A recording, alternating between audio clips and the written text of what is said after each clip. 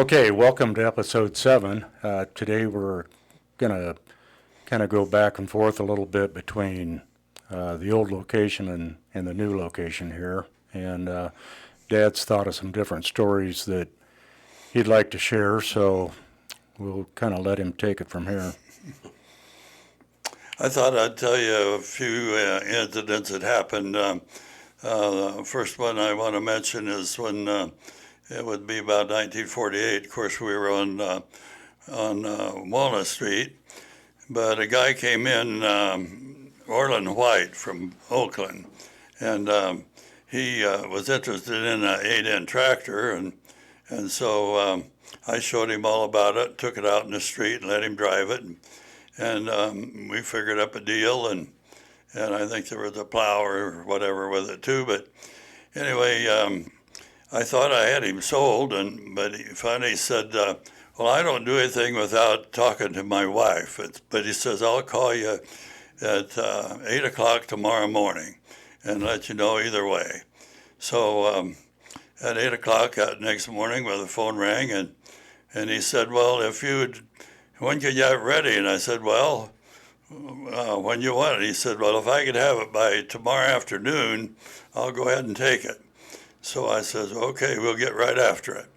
So I went right out the shop, and I was working alone, but I started getting the fluid ready for the tires and the lights, and knocked out the punches on the side of the hood to put the lights on, and about an hour later, he called me the phone, and so I goes up the phone, and here was Orland. He says, "Hey, I want to cancel that deal."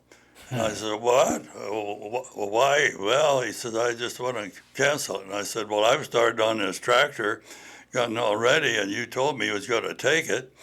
And I says, "What is the deal?" And he says, "Well, there's a dealer here. He's going to give me a better deal." I said, "If he's giving you a better deal, he can't give any service with it, because I guarantee you've got my shirt and my pants and darn near part of my shorts." And so anyway, I talked to him a little bit, and he says, "Well, okay, I'll go ahead and take it." So we, of course, got ready, and then he became a good friend and a good customer. And incidentally, the Avoca dealer that was there went out of business shortly after that time anyway. Ah. But anyway, he bought machinery from us all his life, and then his son Tim followed in his footsteps. Good customer too. And Yeah. we sold him everything, combines and all kinds of machinery, trade tractors a lot of times with him. So he was a real good customer. And then about that time, about 1950, we'd had this same tractor, that is the same size, 25 horsepower, for 10 years. And we had a lot of them out, and a lot of them were sold, but people were wanting a bigger tractor. Some of them wanted to pull 3 bottoms. And Ford just kept making the same tractor. In fact, they did a few things to it. They put a hour meter on it, and a little better side distributor and better steering. And then they went to a four-blade fan instead of a 6-blade, and called it another horsepower. Wow. So anyway, then there was a company that made a kit, started making a kit that you could put a Ford industrial 6-cylinder in an 8-in tractor. And we were pretty leery of it at first, but some of the other dealers started putting them in. So we got one and put it in and sold it right away. And we ended up putting in 9 of those. And it was a performing rascal. It would pull 3 bottoms. See, it was about twice the horsepower of the original 4-cylinder. What'd that cost to put one of those in? Do you remember? Well, I don't remember for sure. It seemed like we could. Of course, we had the engine that we the new engine, and we'd put in another. We sold them to other customers, but Right. I think it was about $2,000 when the whole thing was, Okay. and it performed real well. But you had to be careful. You could if you abused it and slammed on your brakes and put it under real strain, why you could tear the rear end out of it or transmission trouble. So because it wasn't designed for that much power. Anyway, but I wanted to tell you about a deal. In 1952, there was a flood on the Missouri River at Omaha, and they called for sandbaggers because there wasn't as big a dike as there is now, and they wanted to sandbag the year round, or around 24 hours. So a couple of our guys were going over there, and I was at night, and so I was going to go, and Norma Jean, my wife, just put up an awful fit, and she just got hysterical and said that if you go over there, you'll never come back, and so finally I relented and didn't go. But that flood went on down and flooded Kansas City real bad. Well, then I was gone to Des Moines, got a load of machinery out at the distributor, got a tractor, and I was into the parts counter, and I was about ready to go, and a guy came in, and he says, "Where's the sales department?" And the guy said, "Well, what? You want to buy a Ford tractor?" And he said, "Well, this is wholesale. You got to be a dealer." So I spoke to him and said, "Well, I'm a dealer." And he began to tell me that he wanted to buy a tractor and loader to go down and clean up down in Kansas City. But he wanted it right away. And so I talked to him and gave him some prices on a new tractor and equipped with a heavy-duty loader. And so we made a deal. He said that if we could have it by 5 o'clock the next day there at Des Moines, that he would take it and he'd give me a check from the Valley Bank there in Des Moines. And so I went home and took the tractor that I had there, and we got busy in the morning and serviced it out, got it ready, and then my brother-in-law and I took it back to Des Moines, and because the loader was out there, and we put the loader on out there, and we hurried all day and got done about 4 o'clock or so, about maybe 4:30. But anyway, he was there, and so everything's okay. He signed the order and gave me a check. Well, then I began to think, well, how do I know for sure this check's any good? Right. And he was taking the tractor right away, taking it to Kansas City. So it was too late to check at the Valley Bank, and I didn't know for sure what to do. But anyway, I thought, well, I'll take a chance. Yeah. And so I goes home, and as soon as it was 9 o'clock or whatever time it was, the bank opened. I called the bank. They said, "Yeah, they want to know how much money," and I told them, and said, "Well, there's just that much and a very little more." I said, "Well, can you hold it for me?" And because I got to check it. No, if there's 8 checks come in, it will take preference. Wow. I said, "Well, I'll be right out." Wow. So I ran out with that check and got it cashed. Back to Des Moines. Yeah, back to Des Moines. Yeah, boy, lots of trips back and forth to Des Moines. And that would have been on Old Highway 6, right? Yeah, it was Old Highway 6. So anyway, that was that. Wow. That story. Ah.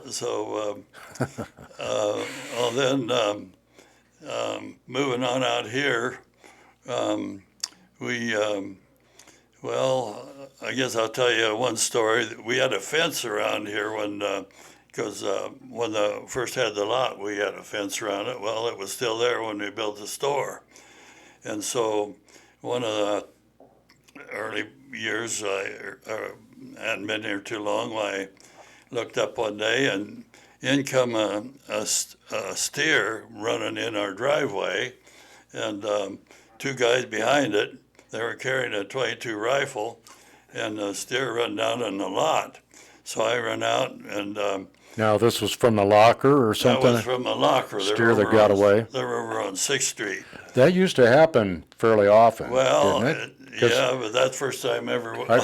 I remember over on Pine Street living there, and once in a while, one getting loose and running around the neighborhood over in Pine Street Well, too. Well, we ran out and we had gates, so we shut the gate, and he ran down with the machinery. But he was, they go down there and he'd try to take them, and they were afraid to try to shoot him with that .22. So they came back up the store and says, "Anybody got a gun heavier than a .22?" Bigger And I said, caliber gun, yeah. yeah. I said, "Well, I got an Army carbine." I said, "That'll sure take care of it." So I ran home, got my carbine, and I go down there and sneaked in behind machinery, and so I got he was in front of me, and I made a cross between his horns and his eyes, and aimed at that spot, give him a shot, and he dropped like a ton of lead. Wow, wow. So anyhow, that was a story. Well, then one of the things that happened well, it was kind of slow, and after we built the building, there was kind of that was dry, and the crops weren't too good, and were pretty tough going. So we were approached by Ford to be a dealer for the Edsel car, and so we thought about it a little bit. And in fact, we went out and saw them in Omaha. So there one was no evening. Ford car dealer in town then? Well, there's a Ford car dealer, but the Edsel, one of the reasons it didn't go over, they didn't give it to Ford dealers. They gave it. They made all new dealers. It was an all new car with all new dealers. Wow. And so Didn't know my anything brother-in-law about kind of that. wanted to take it, but my dad and I kind of vetoed the idea, so we didn't become an Edsel dealer. But what's her name? Did take it on here in town. Can't think of him right now. Well, anyway, so What was Valley Motors? You mean the one, or Henningson's, or no? no, it was. Gosh, I shoot. can't help you, I don't know. Well, they took Rambler afterwards. Okay, But well, anyway, so in 1948, things were picking up, and we had sold some corn pickers and tractors and whatever. But all at once, we heard a rumor that the company was going to put a Ford tractor dealer in Griswold, and so that was a surprise to us that we'd made investment in this building and all that, and customers down that way that we'd good customers, and so I called up the rep. have you and heard that story? No. Yeah, I called up the rep, and he says, "Well, this guy's applied, and it was a Ford car dealer down there. It wasn't Wyman's. It was, I don't know what his name was, but it was a guy before him, and so he was just going to take it on with his cars, and no special building, and so that took us back quite a bit, and so." He says to me, "Well, you'd have preference if you go down and put a business in Griswold." So I thought, well, I didn't think we wanted to do that, but to stall him off a little bit, I said, "Well, we'll look around and whatever."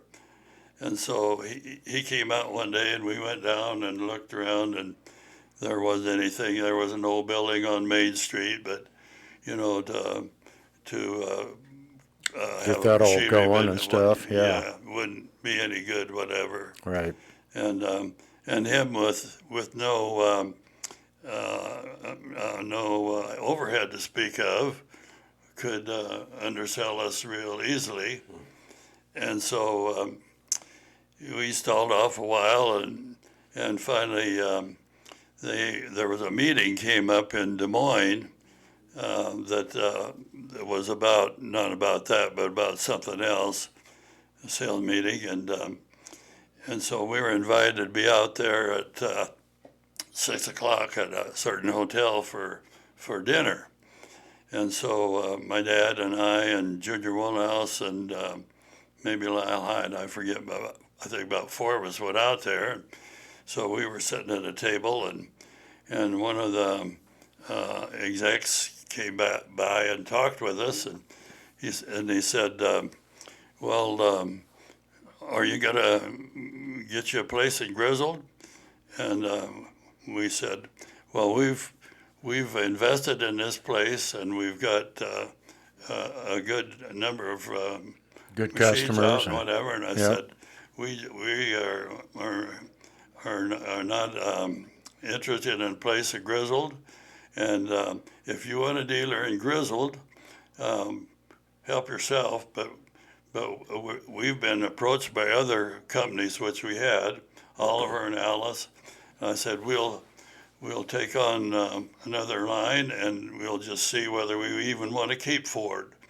And so we just picked up and left, and didn't even eat dinner. Went on home. Wow. And so about the next day, they called and wonder what the deal was. I said, well, I meant what I said. Yeah. And if you're going to do a deal like that, 16 miles away, put a dealer. Yeah, And exactly. But there never was a dealer in Grizzle. Nice. So, Well, that would have been pretty ridiculous to have a it dealer. would. It would have been You know, because man, what are they thinking about? well, and because most dealers were just on Main Street, Right, because that's the way they started out, you right, know. right. But so Ah, anyway, business picked up here, and we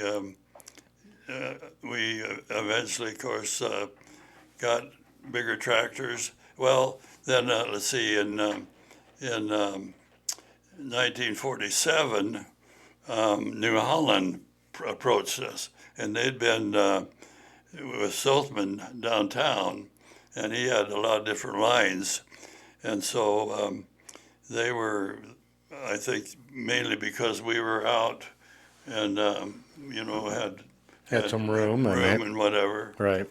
So they came out and approached us to carry their line. Well, I wasn't too much in favor. I was pretty much just wanted to stick with what we had. But my dad and my brother-in-law, they picked up on it, and we became New Holland dealers. And I found out that they were right, because Right, New Holland was a real good line.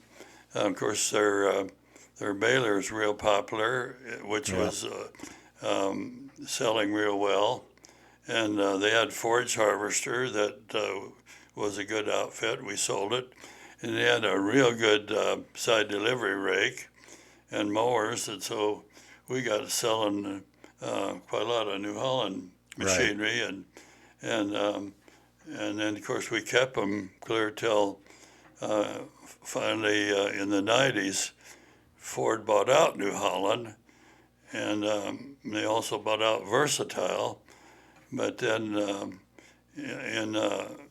after about 5 years, they sold out. So now presently, we've got the company, Ford sold New Holland, and so we are New Holland dealers now, and we've got a complete full line of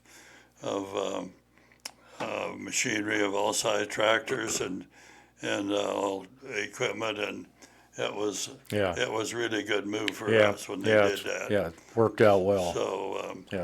So anyway, here Let's we see, back when you took on New Holland then, where was the distributor, or where, the warehouse, or They were in Des Parts Depot, Moines. or They were in Des Moines, Yeah. and you could get some machinery there, but mainly it was at the time that you began to order directly from the factory. So we would get balers shipped in on the railroad, and they'd be nailed down to the car till you couldn't hardly get Yeah, them pried loose. I remember getting in on a lot of that. Yeah, Yeah, yeah. they'd come standing up on So the factory at that time would have been New Holland, Pennsylvania, Yeah, it was probably. New Holland, Everything built Pennsylvania. there. Yeah.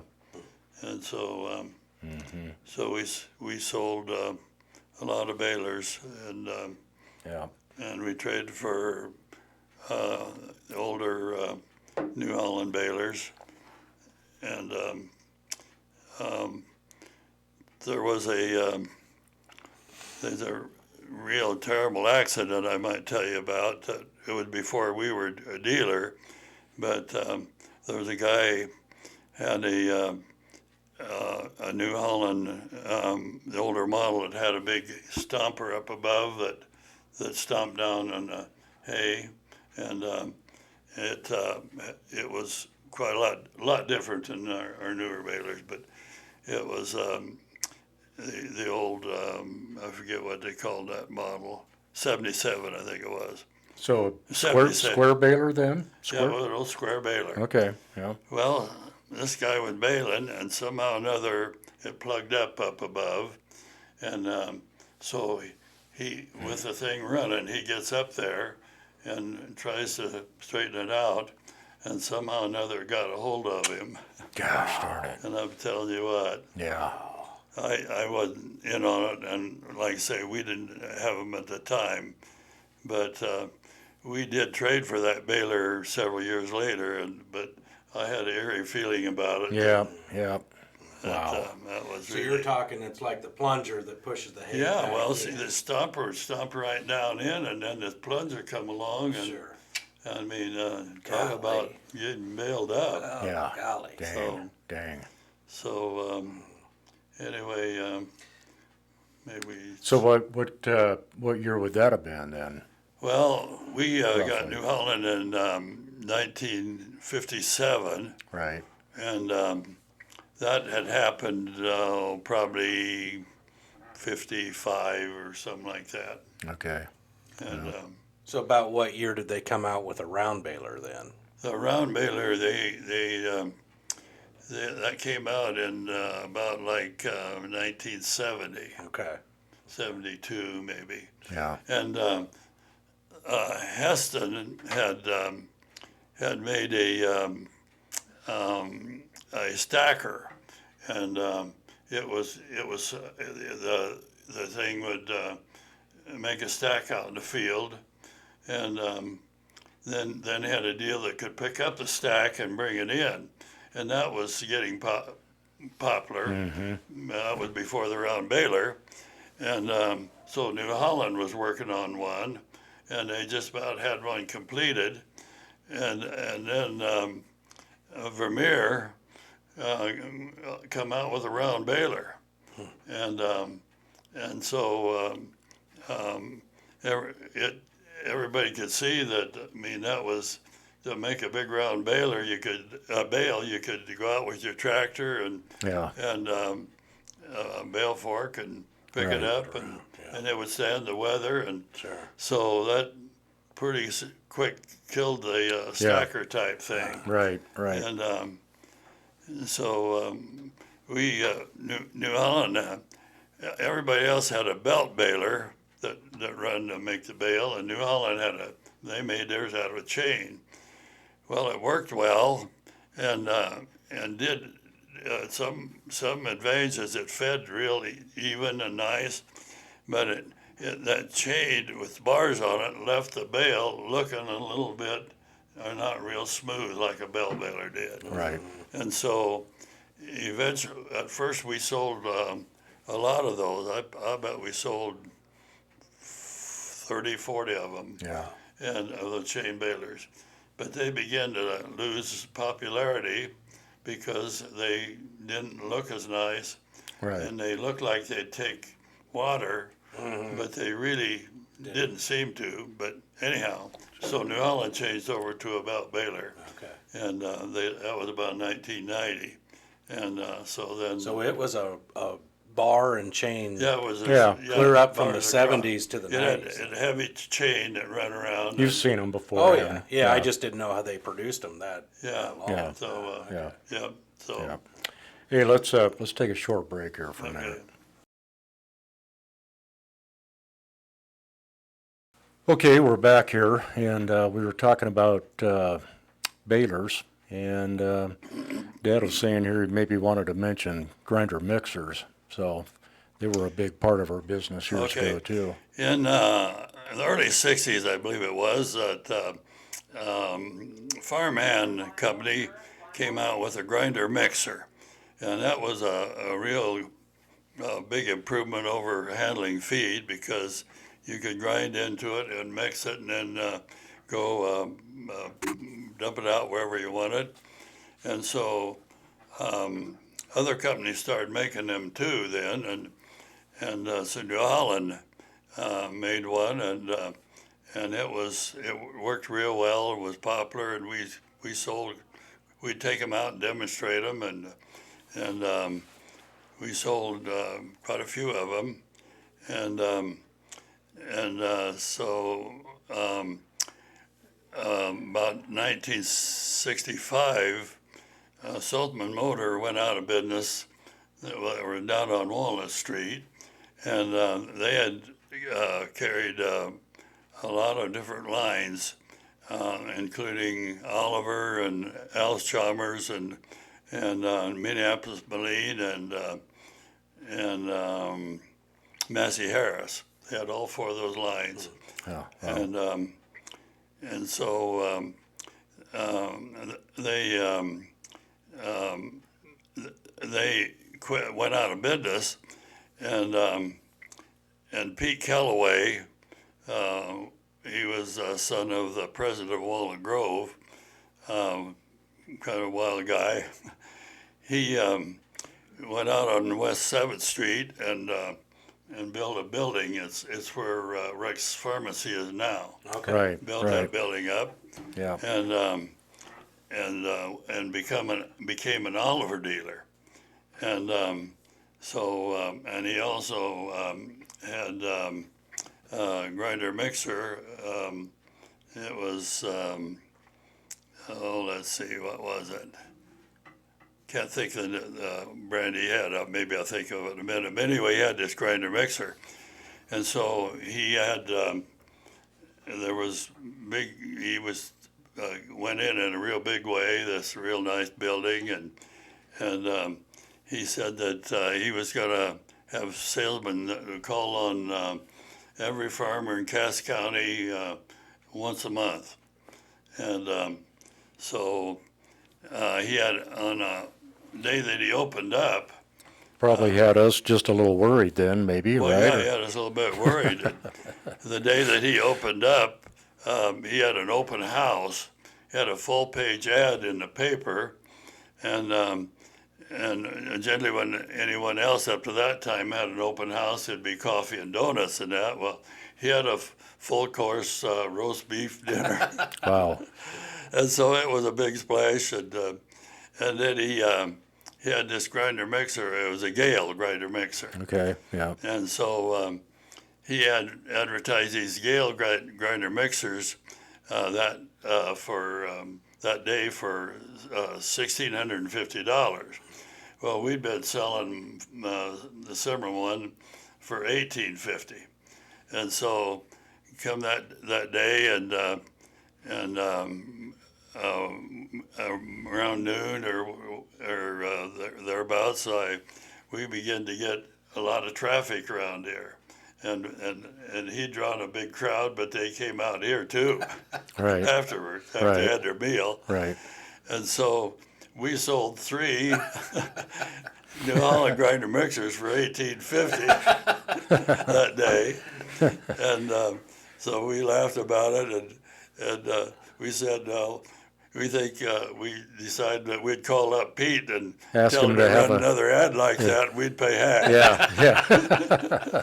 Have an open house a little more often. Yeah. So That's pretty good. so yeah. So I wonder how many he sold. Just I don't know. I don't fun know. to But know. he only lasted about, I think, a short 2 years, and he was gone. Yeah. Yeah, I kind of remember that. Yeah. So, Uh, but. yeah, that's a pretty good story. Well, at that time we were having tractor pulls with garden tractors, and we had a Ford garden tractor, and we had one that had traction lug type tires on it, Right. and most every other one had just ordinary smooth tires. Like turf tires. Yeah. And so we had a guy working for us that was pretty crafty. I can't remember his name right now, but anyway, he worked with this and we had some old steel spreader sides, and he made a skid out of it, and weighted this garden tractor down, and it had a low gear in it, and so he practiced with it. And so the night of the tractor pull, we go out there, and first there was Fred Malone Seed Company had a garden tractor, and so he hooked onto this skid. Fred did, and he just made a jump or two, and he made just a little bit of distance, maybe 10 feet or so, I guess. Anyway, then he was kind of embarrassed about it, and so then Pete Kellaway on with his, and so he revved it way up and took a big jump and only jumped about 2 or 3 or 5 feet. And he was Wow. And so I remember Fred said, "Well, I didn't do very good, but I beat Pete." Yeah. Well, so then our guy got in there with our Ford and those tires and whatever, and he pulled the skid right straight through. Wow. And so the next day, there were different guys coming in and said, where can you get those tires? Where can you get Made an impression. get Yeah. those tires? So tractor pulls, farm tractors began to be popular, and so they just take a regular farm tractor, and we dealers were involved in it, and would you'd watch it. There'd be somebody that walk alongside the tractor so that if the front end came up so high, if we got up so. In fact, they had a kind of a gauge on it, and once this thing came off Got the to racing ground, up. then you stopped them. Right. And also to run the skid and all that. And the skids were not like they are today. They were just a skid that they had men stationed ever so often. To and each step one onto it and step add on. weight. Yeah. And so, but then the guys began to soup their tractors up, and the last that I was involved, I was walking along the side of an Oliver that was all souped up, and about the time it started to raise, so they had an open universal joint between the engine and the transmission. You can Yeah. see it in there. Yeah. And one of those things broke, and I was just ahead of it a little ways, and pieces just flew completely out there. Wow. And that's the last time I ever. Yeah. Yeah. However, I had been on the skid, and one time there was a guy, I don't know just why, but anyhow, the skid was moving, and his foot was right in front of the skid, and he pulled it up just before, and so. Wow. Yeah, and if that had caught his foot, you don't know what it would have done. Yeah. Right. Right. So anyway, I pretty much lost my interest in this. But we had several customers that had Ford tractors Yeah, competed. And, that competed in do you remember the story? Can you tell the story about one year when they had an elephant hooked up to a tractor, or oh yeah. kind of like to hear that again? Yeah, okay. One year the circus came to town. They used to do that every so often, but great big circus came to town, and so some guys came out from circus and said, could you furnish us a tractor that we want to put on a demonstration of an elephant hitched to a tractor pull. See who could outpull who. Who could outpull who. Right. So we had a demo 961 had been about 50 horsepower, wide front, weighted down and everything.